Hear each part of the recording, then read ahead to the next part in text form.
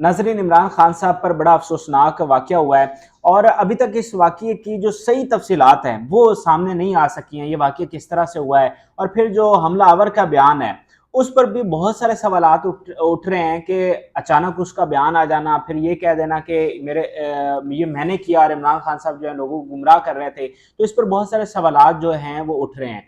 तो मेरे साथ सीनियर सहाफ़ी शाकिर अवान साहब मौजूद हैं। तो इनसे हम जानने की कोशिश करते हैं कि इस मामले के असल हक़ाइक़ क्या हैं, हमलावर का जो बयान है वो कितना मशकूक है। शाकिर साहब, बहुत शुक्रिया टाइम देने का। पहले थोड़ा-सा लोगों को बताएँ कि ये वाक़या किस तरह से हुआ है और क्या मंज़रनामा था वहाँ पे?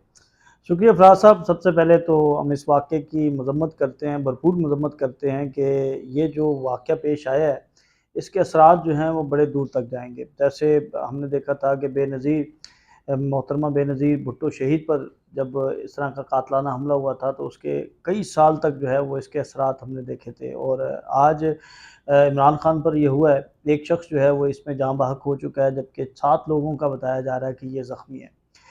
ये काफ़िला जो है वो अपने जो मंज़िल की जानिब था, गामज़न था, और वज़ीराबाद के पास जो है ये अफ़सोसनाक वाक़या पेश आया, जब करीबन कोई मगरिब से पहले ठीक तो है। वहाँ पर जो है खान साहब जा रहे थे। और अमूमन ये वक़्त जब कंटेनर पर मौजूद होते हैं, तो हमारे जो सहाफ़ी हज़रात हैं, वो इस वक़्त इमरान खान का इंटरव्यू कर रहे होते हैं। ठीक है। हमें जो वक़्त दिया जाता है कि 3 दिन मार्च के अंदर मैं रहा, तो यही एक तरतीब थी कि इमरान खान जब तकरीर कर लेते थे या तकरीर से पहले इमरान खान जो है वो सहाफ़ियों को, यूट्यूबर्स को या दीगर जो डिजिटल मीडिया के लोग होते थे, उन्हें वो हुँ, इंटरव्यू देते थे। तो ठीक है। इस वक़्त भी हमारे कुछ सहाफ़ी मौजूद थे कंटेनर पर, जो बिल्कुल। इंटरव्यूज़ कर रहे थे, और उस दौरान ये अफ़सोसनाक वाक़या जो है वो पेश आया। हुँ, अब जो मंज़रनामा पेश किया जा रहा है, जो चीज़ें अब तक डिग आउट हुई हैं, जो चीज़ें हमें नज़र आ रही हैं, तो वो बड़ी मशकूक हैं। अच्छा। एक तो जिस तरह ये नवीद जिसका नाम बताया गया है, इसने खान साहब पर हमला किया। हुँ, फिर हमला करने के बाद इसका जो बयान है वो और ज़्यादा मशकूक कर रहा है। हुँ, फिर उसके बाद जो उसका ट्रैक रिकॉर्ड है वो उसको और ज़्यादा जो है वो मशकूक करता जा रहा है। हुँ, और ये दाल काली नहीं, बल्कि पूरी की पूरी दाल ही काली है। ठीक है। ये इन्वेस्टिगेशन होनी चाहिए, ये देखना चाहिए कि कैसे कि एक हमलावर, अभी उसकी इन्वेस्टिगेशन हुई नहीं, वो हुँ, अभी उसकी गिरफ्तारी अगर डाल भी दी है या गिरफ्तारी नहीं हुई, तो उस वक़्त उसका बयान जो है वो लेकर वायरल किसने कर दिया? हुँ, उसके यानी ये कोई आम तो मामला नहीं था, ये हुँ, तो बड़ा ही सेंसिटिव था। और साबिक वज़ीर-ए-आज़म हैं इमरान खान, एक सियासी जमात के सरबराह हैं, और उनके साथ जो है वो हज़ारों की तादाद में लोग भी सफ़र कर रहे थे। हुँ, और फिर हुकूमत भी पंजाब में पाकिस्तान तहरीक-ए-इंसाफ की है, तो वो कौन से लोग हैं, वो कौन-सी ताकतें हैं, वो किसकी माँ पर जो है वो बयान बनाया गया, हुँ, और उसके बाद जो है वो रिलीज़ कर दिया गया, और उसके बाद फिर बयानात आना शुरू हो गए, जैसे तवातर के साथ।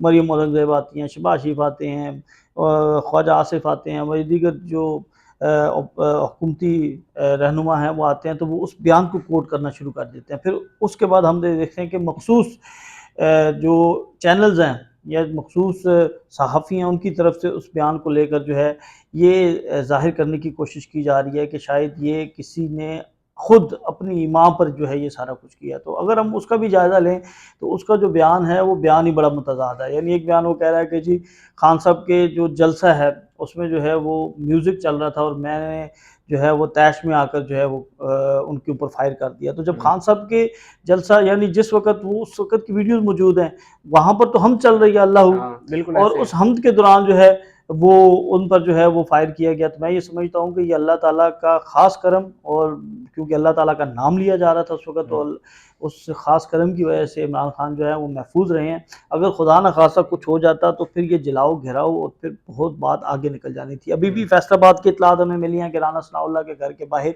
मुश्तइल मुज़ाहिरीन जो हैं वो पहुँचे हैं, और उन्होंने वहाँ पर तोड़-फोड़ भी की है।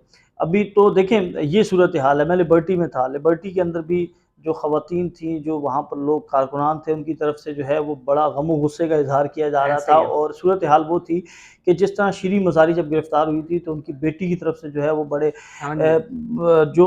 ऐसे रियासत मुखालिफ नारे और दीगर जो चीज़ें थी, तो उसका इज़हार किया जा रहा है। तो अब अवाम जो है वो बड़ी जो है वो मुश्तिल हो चुकी है। तो हुँ। इसके सद्दे-बाब के लिए जो है वो देखना होगा कि ये जो सारी चीज़ें हैं, उसकी इन्वेस्टिगेशन अभी ज़रूरी है। लेकिन अब देखें ना कि अगर लोग तो हुकूमत पे एतराज़ उठा रहे हैं और उन पर इल्ज़ाम लगा रहे हैं, लेकिन ऐसे में हुकूमत अपने पाँव पर कुल्हाड़ी क्यों मारेगी? क्योंकि इसका डायरेक्ट तो उँगलियाँ उन पर उठनी है, तो वो ऐसा क्यों चाहेगी? तो इसके लिए तो पहले इंक्वायरी होनी चाहिए, आप क्या समझते हैं? देखिए मरियम औरंगज़ेब का आपने बयान सुना, उन्होंने कहा कि जी पंजाब का ये वाक़या है, पंजाब के वज़ीर आला जो हैं वो चौधरी परवेज़ इलाही हैं, उनका हल्का है, फिर उन्होंने मुल्ज़िम का नाम लेकर उन्हें साहब कह के मुख़ातिब किया, तो ये मशकूक बातें तो हैं हुँ, कि आप जो है वो फ़ौरन जो है वो सारा मलबा या खुद से अपने वो हटाना शुरू कर दिया, आपकी प्रेस कॉन्फ्रेंस करना अभी बनती नहीं थी। हुँ, अभी तो कोई चीज़ डिग आउट हुई ही नहीं है कि आप फ़ौरन जो है वो प्रेस कॉन्फ्रेंस कर रहे हैं, आप असेंबली के अंदर भी बयान दे रहे हैं, जी देखें रिएक्शन तो आता है।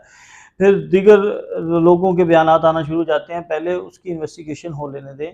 मुल्ज़िम जो है वो अभी गिरफ़्तार हुआ है, तो गिरफ़्तार होने के बाद से लेकर कल जब तक उसको मुतल्लका अदालत में पेश नहीं कर दिया जाता, तो उस वक़्त तक तो आप कुछ नहीं कह सकते। जब तक उससे इन्वेस्टिगेशन नहीं होगी, इन्वेस्टिगेशन मुकम्मल होगी तो उसके बाद पता चलेगा इसके ताने-बाने किससे मिलते थे, उसका मोबाइल फ़ोन रिकॉर्ड चेक करना चाहिए, उसके किन-किन लोगों के साथ राब्ते थे। अब वो बातें सामने आ रही हैं कि वो खुद चोरी के मुकदमे में जो है वो जेल जा चुका है। हुँ, तो या तो हम कह सकते हैं कि कोई हाजी नमाजी और कितना कोई वो था नहीं कि जिसने आकर कह दिया कि जी मैं जो है वो अब खान साहब के जो नज़रिया है उससे इख्तलाफ करता हूँ और फिर मैं आकर जो है इतना फिर भी देखिए आप जब इस तरह इज्तिमा के अंदर इस तरह के वाक़यात अगर होना शुरू हो जाएँ तो फिर ये नाकामी होती है, ये इदारों की नाकामी होती है, ये उस जगह पर मौजूद जो पुलिस है उसकी नाकामी है, सबकी नाकामी होती है और फिर आपका अगला साल जो है वो इलेक्शन ईयर है और हुँ। उससे पहले अगर इस तरह की चीज़ें, इस तरह के दंगे फ़साद और इस तरह के वाक़यात होना शुरू हो जाएँगे तो उसका इम्पैक्ट जो है वो बड़ा नज़र आएगा। अब ऑल्दो इसके बहुत से एस्पेक्ट्स हैं, बहुत सी चीज़ें हैं, खान साहब जो है वो इससे पहले तहफ़्फ़ुज़ात का इज़हार कर चुके थे। फैसल वाडा की एक प्रेस कॉन्फ्रेंस थी जिसमें कहा था खूनी मार्च, तो हमने देखा है कि 2 से 3 लोग जो हैं वो अपनी जान की बाज़ी हार चुके हैं इस मार्च के दौरान। तो ये जो चीज़ें नज़र आ रही हैं वो उसके पीछे पर्दे के पीछे कुछ और चल हुँ, रहा होता है और ठीक इन है। चीज़ों की खदशात अभी एजाज चौधरी ने कहा कि जी मैंने बात की थी कि वज़ीराबाद में इमरान खान को जो है उनके ऊपर हमला हो सकता है, ख़तरा है। तो ये चीज़ें हैं बस ये सारा इन्वेस्टिगेशन होने की ज़रूरत है और जो चीज़ें हैं, जो लोगों के खदशात हैं, जो अभी असद उमर ने एक बयान दिया है, वो बड़ा खौफ़नाक है। उन्होंने फिर दोबारा जो है वो मुतालबा किया है और हुँ। फिर उन शख्सियात के नाम शुरू किए जा रहे हैं कि जिनके बारे में आज़म स्वाति भी बात करते रहे हैं, जिनके बारे में शहबाज़ गिल बात करते रहे हैं। तो मामलात जो हैं वो अब और ज़्यादा पेचीदा होते दिखाई हुँ। दे रहे हैं। अच्छा, इमरान खान साहब के हवाले से मुतज़ाद इत्तलात हैं कि उनको 1 गोली लगी है, इमरान इस्माइल ने कहा 4 लगी, एग्ज़ैक्ट कितनी गोलियाँ लगी हैं? जी, मेरी जो इमरान खान के भांजे हैं हसन न्याज़ी, उनसे बात हुई है, तो वो कहते हैं कि इमरान खान जी की जो जान है वो ख़तरे से बाहर है, एक। और दूसरा उनका ये कहना है कि एक गोली जो है उन्हें दाईं टाँग पर जो है वो लगी है अच्छा। और वो भी जो जैसे हम पंजाबी में कहते हैं ना कि पिन्नी, हुँ, उसको वो क्रॉस करके यानी आर-पार हो गई है। यानी अच्छा हथियार इस्तेमाल किया गया। हथियार जो है वो बिल्कुल देखें इमरान खान का जो कंटेनर है वो बुलेट प्रूफ है।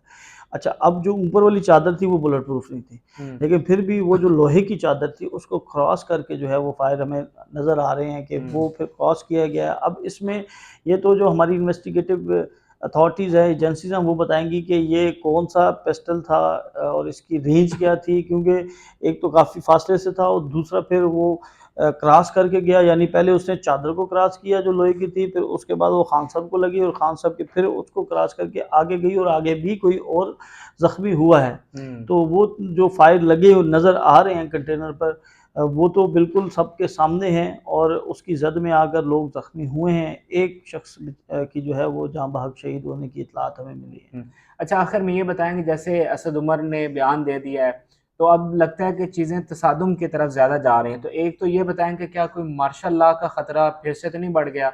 और दूसरा क्या लॉन्ग मार्च अब आपको लगता है कि ये जारी रहेगा या मुलतवी हो जाएगा?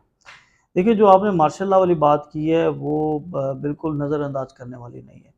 एक तो अगर खुदा न ख़ास्ता कोई इस तरह का बड़ा सान्या हो जाता तो फिर तो मार्शल लॉ लगने के चांसेस बहुत ज़्यादा हो जाने थे। और ये आपका इशारा जो है इसको हम नज़रअंदाज इसलिए भी नहीं कर सकते कि शायद ये शरारत हो कि मुल्क में कोई इस तरह के हालात किए जाएँ और मार्शल लॉ लगाया जाए ताकि इंस्टेबिलिटी और दीगर जो भी चीज़ें हैं, तो इसके अवामिल मुख्तलिफ़ लोग जो हैं वो अपनी आरा दे रहे हैं। कुछ लोग जो हैं वो इसको कह रहे हैं कि शायद ये मैसेज है खान साहब को कि आप जो है वो अभी भी वापस हो जाएं, अगर आप वापस नहीं होंगे तो आपको अपनी जान की कीमत देनी होगी या आपको अपनी जान की बाजी हारना होगी। अच्छा, कुछ लोग ये कहते हैं कि ये सारा मामला हुआ है, इस मामले से जो कोशिश है कि इमरान खान के लॉन्ग मार्च को रोका जाए, वो तो माशाल्लाह की बात हो गई। दूसरा इसका एक्सपेक्ट ये आ रहा है कि इमरान खान के लॉन्ग मार्च को रोका जाए और लोगों के अंदर जो है वो एक डेटरेंस डाली जाए, लोगों को खौफज़दा किया जाए कि वो लोग जो हैं वो उनके मार्च में शरीक ना हों। क्योंकि हम देख रहे थे कि गुज़िश्ता रोज़ जो लोगों का जमे गफ़ीर था वो बहुत ज़्यादा था। यानी कि इमरान खान का जो जब से शुरू हुआ मार्च, उसमें सबसे ज़्यादा जो है वो लोग कल हमें दिखाई दिए। फिर उससे पिछले दिन भी हमें काफ़ी लोग दिखाई दिए। आज भी ये एक्सपेक्ट किया जा रहा था कि बहुत ज़्यादा लोग होंगे और इसकी सबसे बड़ी वजह ये भी बताई जा रही थी कि ये लोग जब गुजरात की तरफ जा रहा था और गुजरात में मोहम्मद सलाई उन्होंने तैयारी की हुई थी, चौधरी बिल्कुल। बरादरान ने तैयारी की हुई थी और वो एक तारीखी इस्तकबाल करना चाह रहे थे। वो अपनी पावर जो है वो दिखाना चाह रहे थे, पॉलिटिकली वो भी अपना जो है वो कद दिखाना चाह रहे थे। तो ये भी खदशा था कि अगर इमरान खान का जलसा जब गुजरात जाएगा और वहाँ पर उसकी रिसेप्शन होगी तो उसमें फिर और ज़्यादा लोग जो हैं वो इसमें नज़र आएँगे तो उनकी हवा बन जाएगी। और तीसरा जो आपने बात की थी कि क्या ये लॉन्ग मार्च रुकेगा?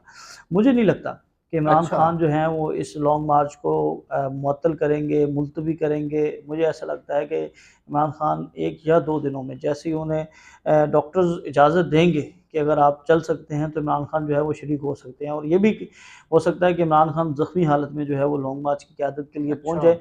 लेकिन फिर भी हम ये तवक्का करते हैं हमारे एजेंसी से, हमारे इदारों से, हमारे जितनी भी लॉ एनफोर्समेंट एजेंसीज़ हैं कि वो सिक्योरिटी के फुल प्रूफ इंतज़ामात करेंगे। एहतजाज, लॉन्ग मार्च हर इंसान का, हर शहरी का, हर सियासी जमात का, हर मज़हबी जमात का जो है वो बुनियादी हक़ है। आईन पाकिस्तान आपको मुकम्मल जो है वो तहफ़्फ़ुज़ देता है कि आप आज़ादी इज़हार राय से अपनी बात इक़्तिदार तक या आप जो है बात करना चाहते हैं, एहतजाज करना चाहते हैं तो वो आप कर सकते हैं। बिल्कुल ठीक है, बहुत शुक्रिया। शाकिर अमान साहब ने जो है वो हक़ाइक़ और आगे क्या हो सकता है, वो चीज़ें डिस्कस की। फ़िलवक़्त के लिए हमें इजाज़त दीजिए। अल्लाह हाफ़िज़।